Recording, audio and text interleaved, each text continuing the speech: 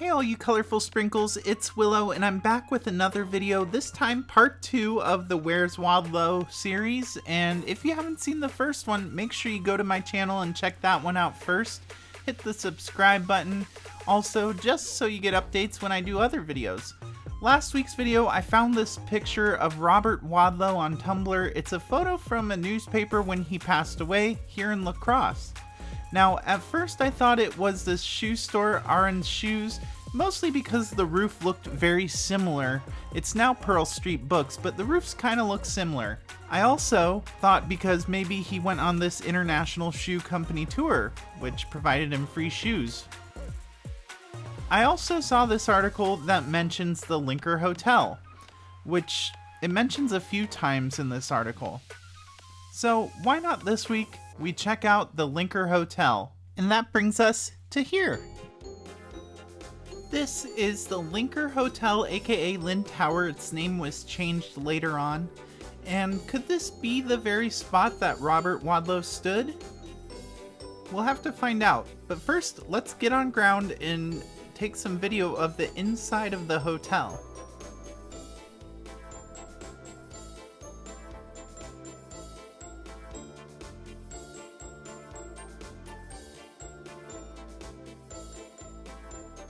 As you can see, the awning says Lynne Tower, but unfortunately the doors were locked when I pulled up here. But you can kind of peek inside, but I think it's time for plan B, which is let's head to the library and do some research at their research department. Welcome to the La Crosse Library. It's under construction and oh no, book sale today. I'm screwed. Okay, well, I ended up getting a bag full of books. I love when they do book sales at the bookstore, and I sometimes find some magic books, so keep your eyes peeled. But I also found this thanks to the research department. The same image, but the article's different because right here, it says the photo was taken in front of the Linker Hotel Tuesday evening. So let's take a closer look. Now, this looks very different than what we see in the picture here. First of all, we'll notice the door isn't there. So what's going on here? Well, I sent the LHS another email saying, "Hi there, it's Willow again. I was wondering if you happen to have any photographs of the Linker Hotel from before 1939. Thank you so much for your time, Willow." And I got an email back from them with this awesome photo of the old Linker Tower, probably around 1922-ish. That's just an estimation. The number on the photo was actually incorrect. And if you look, you'll notice the door is centered here. A little bit different from the current state that it's in, but also very similar. We can see how it all lines up. So let's take this photo and look at the differences. First of all, this edition was in 1925 when they started adding some stories to it. You'll also notice those are missing from this picture here. We'll also see that the door has slid over a little bit. It looks like they moved it over. And yeah, let's lay over some images so we can kind of figure out where he's standing here. So if we lay the new one over, we can see where the door has moved. It definitely looks a little different than before. And I'm gonna assume that this is the very spot that Robert Wadlow was standing for this picture. And if we lay the picture over, we can kind of see how it lays up. Just like that. So I headed back once the hours said that it was open so that we could take a look inside.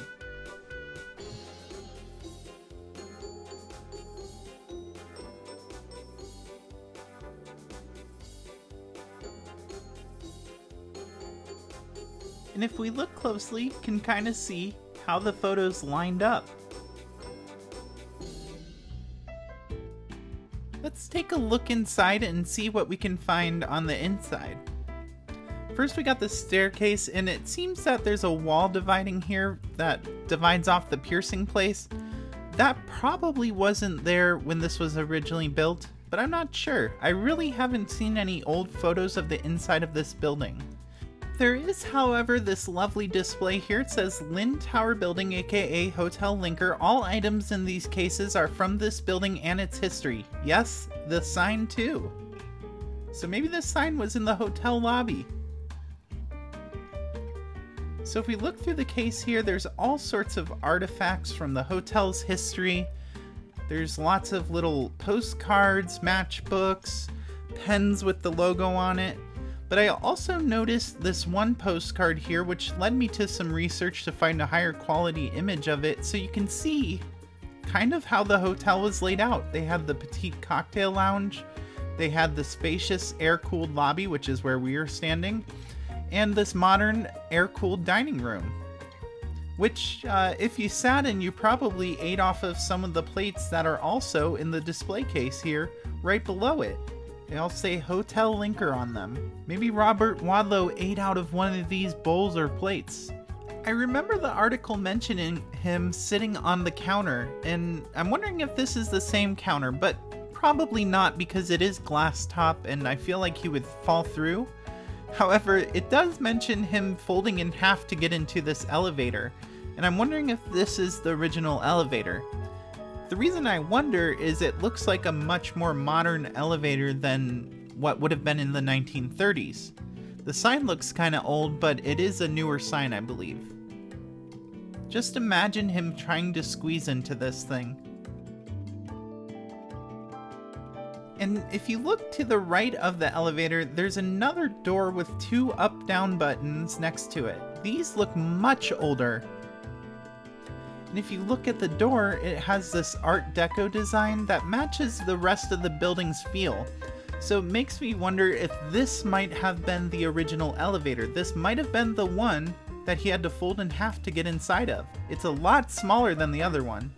As you can see, the lobby is still decorated for the holidays, but you can kind of see what the general idea of this place was, how it looked before they changed it up a bit. In fact, if you look at the inside of the lobby, you can kind of imagine maybe this is where the dining room was, being that they moved it all the way to the side here. I don't know, it's really hard to tell. If you look at the top of the roof though, you can kind of see where this divider wall was built, and I believe that is a much newer addition. Behind that is the new piercing place that's there, proper pokes.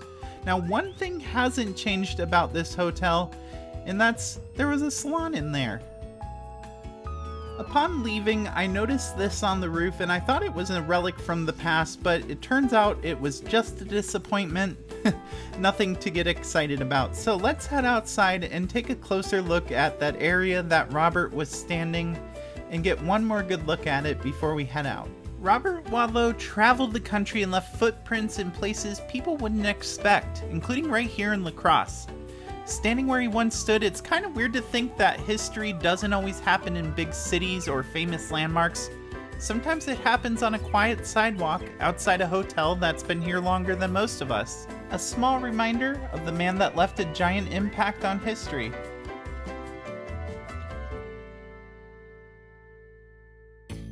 You won't believe what I found for next week's video.